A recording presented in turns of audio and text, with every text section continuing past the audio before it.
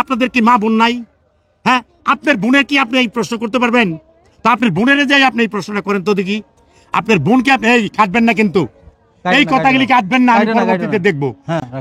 আপনার বোনে কি আপনি বলেন তো যে তোমার স্বামী তোমাকে কতবার এনজয় করেছে, বলেন তো দেখি আপনি পারবেন কিনা।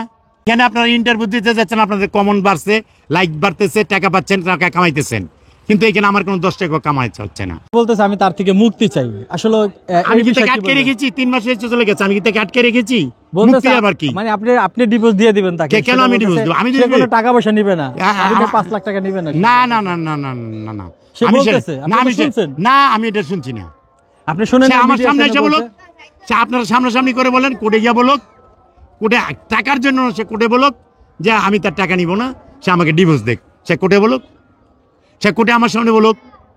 কিন্তু সেখানে তো উনি একটা ক্লু দিয়ে দিয়েছে যে আপনি যে ওনার থেকে যে সিগনেচার নিয়েছেন টাকা না দিয়ে, সে কথা উনি বলেছে। টাকা না দিয়ে সিগনেচার কিভাবে হয়? ওই কাগজটা যদি উনি স্বীকার যায়, আমি ওনাকে স্বীকার দেবো, আমি স্বীকার দেবো সে আমার টাকা নিছে না, তাই নাকি?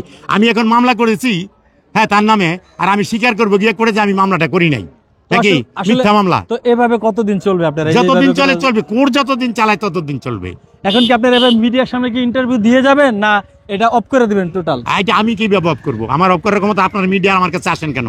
আমি কি আপনাদেরকে ডাইকে আনি? না না, আমরা বলতেছি না যে আপনাদেরকে ডাইকে নিতে পারে, কিন্তু আমি ইন্টারভিউ দিচ্ছি, আপনিও ইন্টারভিউ দিচ্ছেন, বিভিন্ন জায়গায় যাচ্ছেন, এই জন্য বললাম। হ্যাঁ, এইখানে আপনারা ইন্টারভিউ দিতে যাচ্ছেন, আপনাদের কমন বাড়ছে, লাইক বাড়তেছে, টাকা পাচ্ছেন, টাকা কামাইতেছেন, কিন্তু এখানে আমার কোনো 10 টাকা কামাইতে হচ্ছে না। আপনি কি আমাকে দিচ্ছেন কোনোদিন 10 টাকা? না। বলতে পারবেন না। হ্যাঁ, তাহলে আপনারা কেন আসেন আমার এখানে? শেষ করবেন, সাথীর এখানে কেন যাচ্ছেন? শেষ করে দেবো। বারবার আপনারা সাথীর এখানে বলতেছেন যে আপনাকে, এই যে আপনি বলতেছেন কি জন্য চলে আসছেন, কতবার গিয়ে করছে এইটা সেইটা, এইগুলি কথা। আপনাদের কি মা বোন নাই? হ্যাঁ, আপনার বোনের কি আপনি এই প্রশ্ন করতে পারবেন? তা আপনার বোনের যাই আপনি এই প্রশ্নটা করেন তো দেখি। আপনার বোনকে আপনি এই কাটবেন না, কিন্তু এই কথাগুলি কাটবেন না, আমি পরবর্তীতে দেখবো। আপনার বোনে কি আপনি বলেন তো যে তোমার স্বামী তোমাকে কতবার এনজয় করেছে, বলেন তো দেখি আপনি পারবেন কিনা। তাহলে ওই মেয়েটা তো আপনার বোনও হতে পারতো না? তাহলে কি আপনি জিজ্ঞেস করতে পারতেন এই কথা? তাকে কিন্তু কেউ অনেকে প্রশ্ন করে না, কিন্তু সে নিজের ইচ্ছা। সে খারাপ হতে পারে, তাই বলে কি আমি খারাপ হবো নাকি? আপনি তো বলতেছেন যে আমরা প্রশ্ন করি না। কুকুরের কাজ কুকুর করেছে, কামড় দিয়েছে পায়, তাই বলে কি আমার কুকুরকে পায়ে কামড়ানোর শোভা পায়? এটা কে বলছে? কবি বলেছে।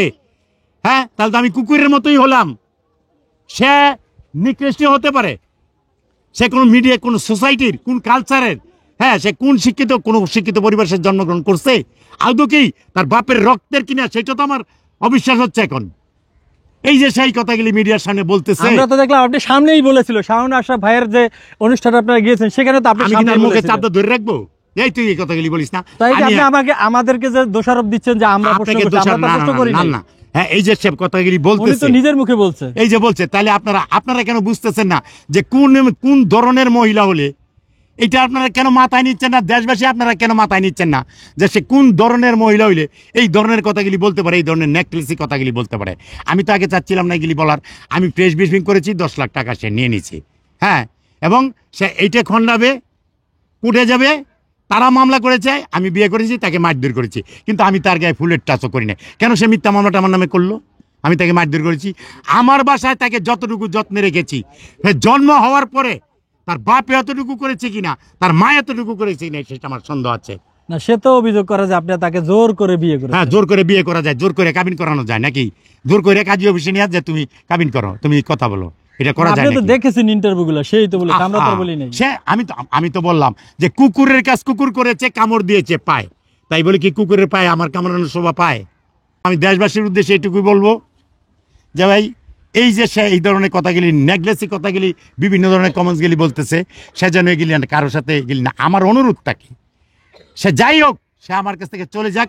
আমি সেটা চাই না সে চলে যাক না, আমিও সেটা চাই না। তো সে যদি ফিরে আসে, আপনি কি গ্রহণ করবেন? আমি সেটা গ্রহণ করবো না, সেটা কোর্ট ডিসিশন দিবে। জীবনটা হলো আপনার, কোর্টের ডিসিশন দিবে আপনার জীবনের। হ্যাঁ হ্যাঁ, কোর্ট মানে সংসার করবেন আপনি, কোর্ট ডিসিশন দিবে। হ্যাঁ, কোর্ট ডিসিশন এখন দিতে হবে। কোর্ট যদি বলে আপনার সংসার করতে, আপনি করবেন? কোর্ট যদি অর্ডার করে তাহলে করতে হবে না? আইনের উপরে তো আমিও না, সেও না, আইনের বিরুদ্ধে তো কেউ না। ধরেন আপনার ভালো লাগতেছে না, তারও আপনার ভালো লাগতেছে না, জোর করে কি সংসার হবে?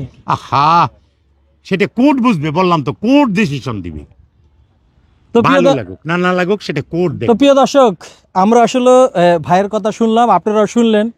আজকের এই ভিডিও সম্পর্কে মতামত অবশ্যই আপনারা কমেন্ট বক্সে লিখবেন, আর ভিডিওটা বেশি বেশি করে শেয়ার করবেন, যে এই যে আপনারা যাতে লাইকটা বাড়ায় আর কি, যে এই বেশি যে বেশি করে শেয়ার করবেন যাতে আপনাদের লাইক বেশি হয়, টাকা বেশি কামাইতে পারেন। হ্যাঁ, আমরা এটার যেন জন্য তো কোটিপতি আপনারা হতে আসেন। পারি, আমরা কোটিপতি যেন হতে পারি, তো তার ভিডিওতে যেন আমরা কোটিপতি হতে পারি। তো যে যেখান থেকে দেখছেন সবাই ভিডিওটি শেয়ার করে দেবেন। সবাই ভালো থাকবেন, সুস্থ থাকবেন, শুদ্ধ থাকবেন। আসসালামু আলাইকুম ওয়া রাহমাতুল্লাহি ওয়া বারাকাতুহু।